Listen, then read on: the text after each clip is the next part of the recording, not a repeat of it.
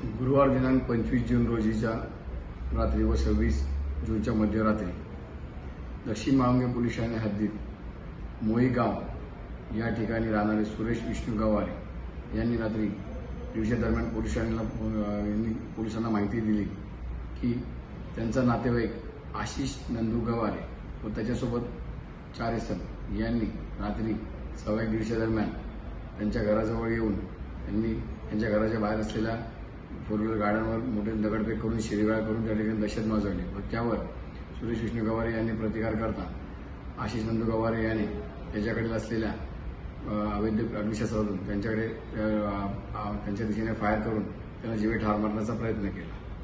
सदरची माहिती देताच तात्काळ आम्ही घटनास्थळी पोहोचलो। या ठिकाणी आमचे पोलीस उपायुक्त खेडकर मॅडम, एसीपी सचिन कदम साहेब, एसीपी प्रवीण मोरे साहेब व आमची तपास पथक यांनी पोहोचल्यानंतर घटनास्थळाचे गांभीर्य ओळखून घटनेचे गांभीर्य ओळखून अधिक माहिती घेतली असता त्यामध्ये फिर्यादी सुरेश विष्णू गवारे जे आहे यांचे व त्यांचा नातेवाईक आशिष नंदू गवारे यांच्यामध्ये शेतीच्या वरून वाद होता, पैशावरून वाद होता आणि या वादावरूनच त्यांनी सदरची घटना केल्याची माहिती मिळाली।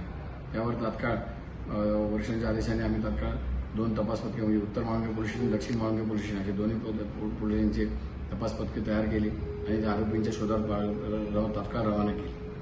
त्यावर आणि फिर्यादी यांची तात्काळ फिर्याद घेऊन गुन्हा रजिस्टर क्रमांक 570 26 कलम 109 तसेच भारतीय तर कायदा 325 व रायटिंगचा गुन्हा दाखल केला।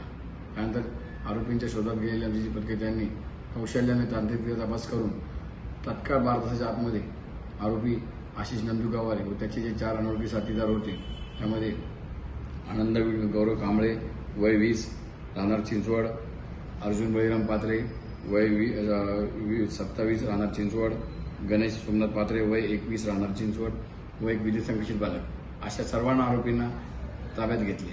त्यांच्याकडे चौकशी केली असता त्यांनी गुन्ह्याची कबुली दिली। त्यावरून आम्ही त्या गुन्ह्यामध्ये त्यांना अटक केली आणि त्यांनी आशिष नंदू गवारे यांनी सदर गुन्ह्यात जे वापरलेले अग्निशस्त्र होते ते अवैध अग्निशस्त्र त्याकडून जप्त करण्यात आलेले आहे। तसेच गुन्ह्यात त्यांनी येताना जाताना जी रिक्षा वापरली होती त्या रिक्षाचाही त्याच्यावर हस्तगत केलेली आहे। नमूद आरोपींना अटक करून त्यांच्याकडून पोलीस कोठडी मिळालेली आहे, ते पोलीस कोठडीमध्ये आहे।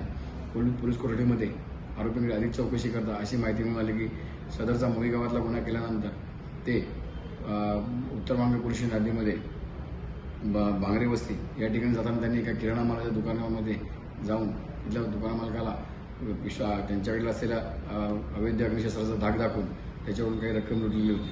त्या अनुषंगाने उत्तर माळुंगे पोलिसांनी येथेही गुन्हा रजिस्टर क्रमांक 571/26 आणि असा दरोड्याचा गुन्हा दाखल केला होता। कलम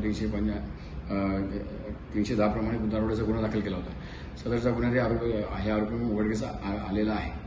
ह्या आरोपींवर आता आम्ही आणखी अधिक चौकशी करून अधिक कडक कारवाई करीत आहोत।